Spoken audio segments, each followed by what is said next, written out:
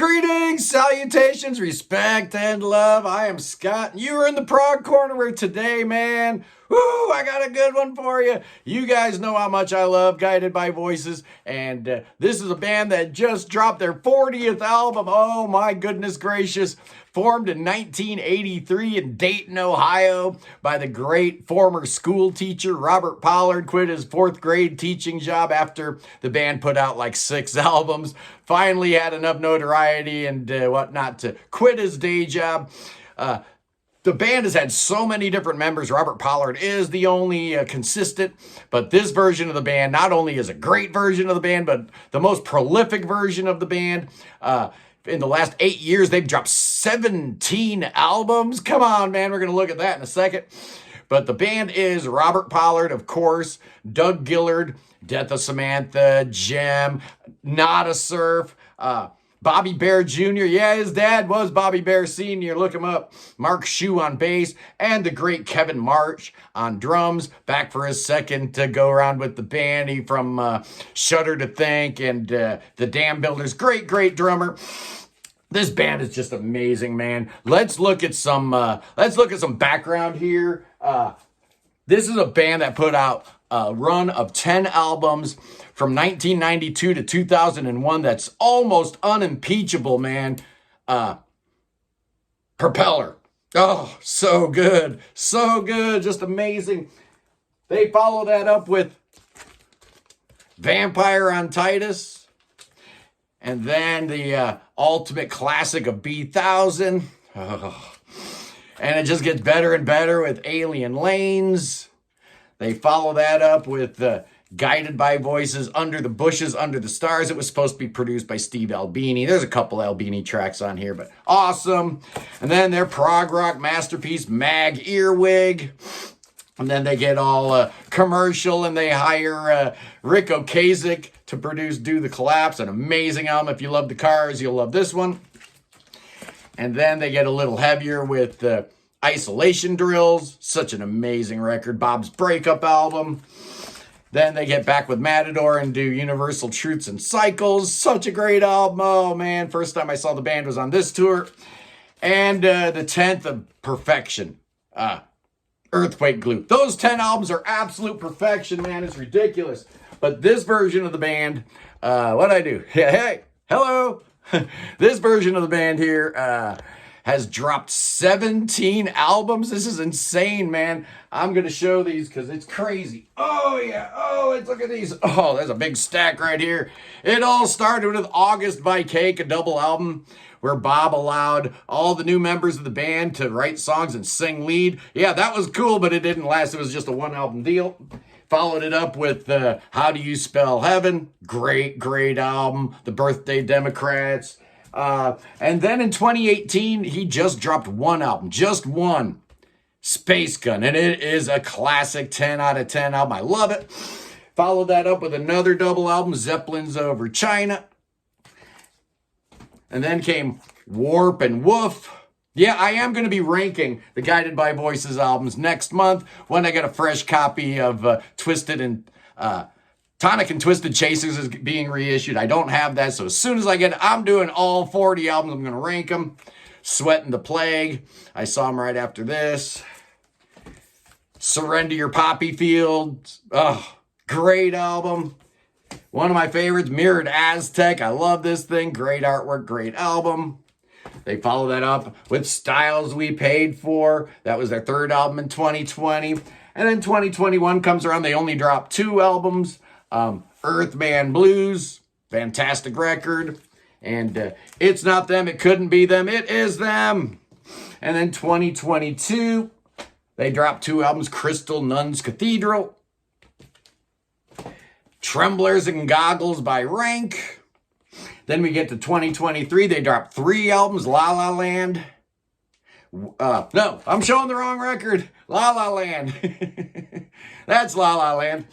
Welsh Pool Frillies. My favorite of the 3. And then Nowhere to Go But Up. Somewhere along the line, they actually found the time to drop a cool live album, Ogre's Trumpet.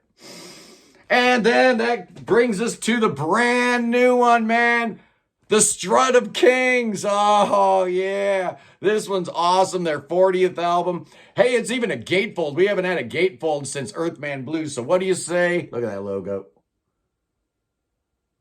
What do you say we crack it open and take a look at this puppy, see what's going on here?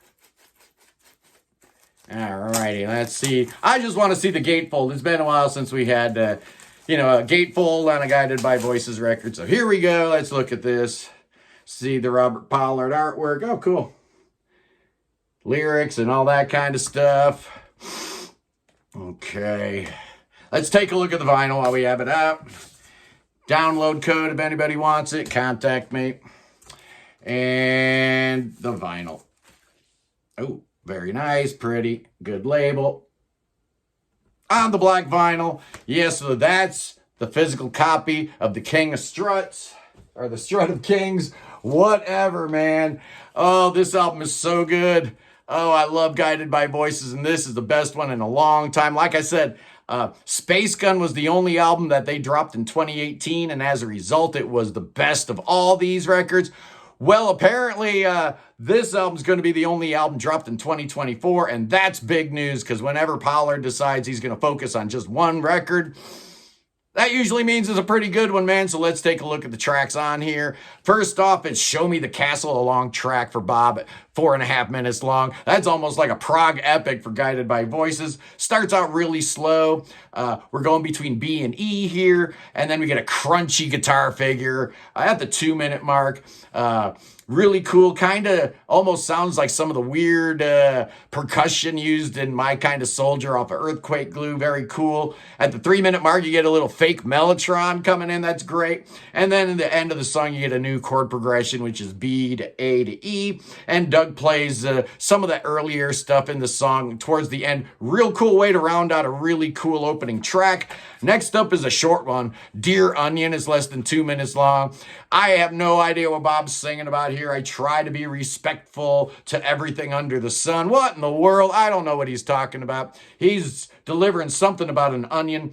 I have no idea. It's a basic chord progression, D to G to E to A, but it's an awesome little track. It's fun. The third song is the Come Down song. This will go on. Another 2-minute track. It's an acoustic thing, but instead of the old buzzing 6-stringer like Bob used to use on old records, he's actually using a good guitar here.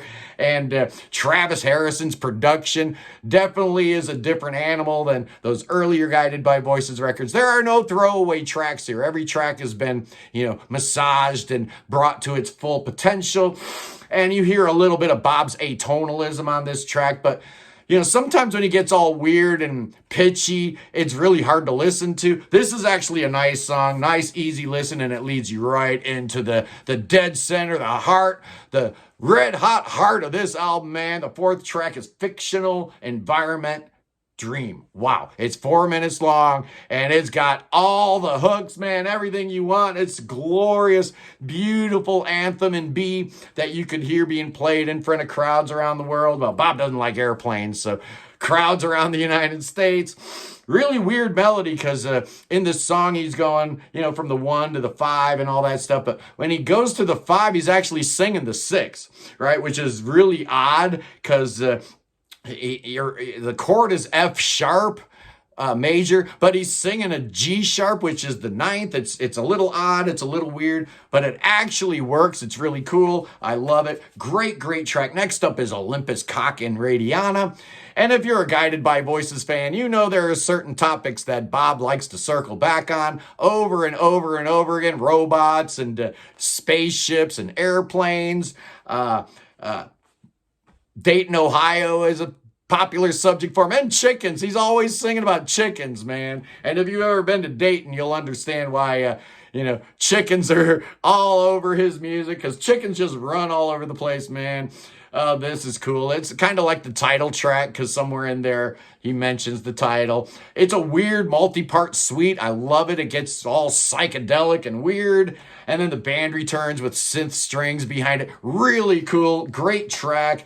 Next up is kind of a languid piece called Leaving Umbrella. It's 3.5 minutes long, and it's real psychedelic and atmospheric. Got some real soft languid chords. You're in A major here, and you got a whole bed of synths over the top of it, and Kevin's playing some toms, kind of tribal-like, and Pollard's voice is all treated and whatnot. It's a cool track. I like it. Leads you right into a caveman running naked, 2.5 minute little pop song. That's just fantastic. You're in E here. Kevin's playing a real simple beat with that real simple guitar chord, that one chord being played. It's very minimalistic, very cool. And when Doug Gillard puts in these like guitar stabs in the middle of the song, sounds great. I love it. Very cool song. Next up is a song called Timing Voice. And this is 3.5 minutes long, and my light won't stay on, and it's starting to drive me crazy. I hate this thing, man. I need a new ring light so bad. It's driving me nuts. Anyway, this song starts with the sound of a spanking baby, and then we're going between E and A minor 7th, and it sounds really cool and yacht rocky. Again, you get the atonal Pollard singing here. This song is totally driven by Mark Schu's bass. It's just really pulsing and relentless. You finally get a chorus about halfway through this song, and it's really, really great. You got a lot of keys at the end, filling out the sound. Just a cool track. Next up, the longest song on the album, and a really, really cool one. It's called A Bit of a Crunch. It's almost 5 minutes long, and it's built upon a 12-note sequence that goes D, E, A, G, A, D, B, D, F sharp, E, D, F sharp, do, do, do, do, do, do, do, do, do. It's cool, man. The band comes in with some surprises. They throw in a E major chord in there, and you're in D, so that chord isn't supposed to work, but it's cool. It really does. The main riff returns, and you get some treated percussion with the delay that sounds really good, like echoed out. And then you end with a pseudo mellotron at the end in the background. Great song, bit of a crunch. I love it. Fantastic. Oh, this album just doesn't end, man. The penultimate track is The Serene King. It's 3 minutes long. We're staying in D on this track. And such a fun lyric. Everywhere I go, people want to know who I am. So I tell them, oh, my name is Serene. Oh, it's so great, man. Real interesting guitar work in the middle of this section. Bobby Bear Jr. and Doug Gillard using some different guitar tones here. Very, very cool. Love this song. What a great, great track. And it leads you to the final song, Bicycle Garden, a 3-minute track that starts out as a real mid-tempo stomp. You're toggling back and forth between D and A. And then you get the other little section that's a little ascending chord. It goes E minor, F sharp, G to A.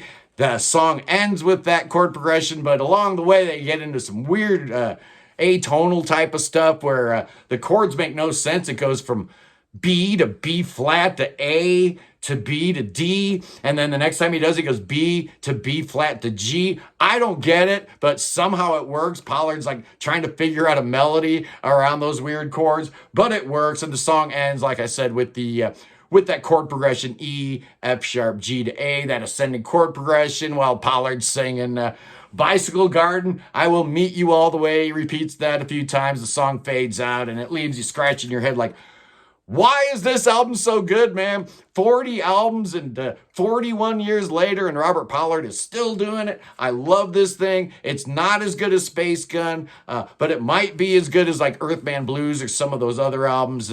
From this incredible run of 17 albums in the last 8 years, guided by voices. I love you, Bob Pollard. Just amazing. So what's my score going to be, boys and girls? I don't know. I've been thinking about it all weekend. I'm going to give this puppy 9 out of 10. Sure, why not? I love it. Anyway, guys, I will see you later on this week as we do more exciting prog rock content. Absolutely, we will. I love you. Peace in the Middle East. Free Tibet, and God save the king. Save King Chucky. Oh, we need to save that boy. He's got the cancer. So bring that boy to America. Oh, yeah, bring him to America. We can make him swim. It'll be good for him. Yeah, it'll help him out. He'll swim to America. And then when he gets here, we're going to lay hands on that boy. Oh, yeah, we are. We're going to lay hands on him, and then we're going to do spells and incantations. We're going to drink poison, and then we're going to dance with some snakes. Woo, yeah. dance with some snakes, and King Chucky's going to be just fine because the Spirit of the Lord is in me. It's in him. Is it in you? I hope so. I love you guys. I'll see you. Peace.